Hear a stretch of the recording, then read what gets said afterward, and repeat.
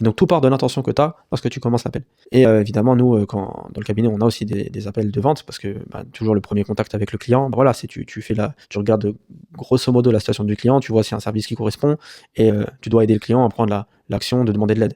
Ce qui est une étape importante en thérapie. La première étape, c'est de prendre conscience qu'on a besoin d'être aidé. Donc voilà, donc moi j'ai fait l'expérience de ce travail sur l'intention. Et c'est une chose, dans notre cabinet, j'ai mis beaucoup d'insistance sur ça.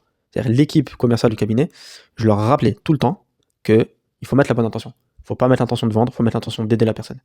Et moi j'ai vu personnellement à quel point ça change tout quand tu changes ton intention. Et j'avais pas forcément fait le lien jusqu'à la thérapie. J'avais pas forcément fait le lien jusqu'à la thérapie. Parce que nous les thérapeutes, on va dire honnêtement, voilà, on a quand même, quand tu es un thérapeute, en tout cas pour travailler avec moi dans mon cabinet, donc en général tu es un thérapeute quand même très talentueux, parce qu'on recrute que des gens qui sont très talentueux, qui en plus de ça t'es entraîné par la suite.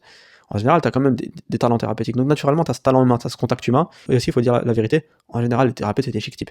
C'est vraiment des gens qui sont naturellement empathiques, qui sont tristes avec le client, qui veulent le bien du client. Donc peut-être que ça, c'est des choses que nous, on ne conscientise pas, qu'on fait plus ou moins consciemment, etc.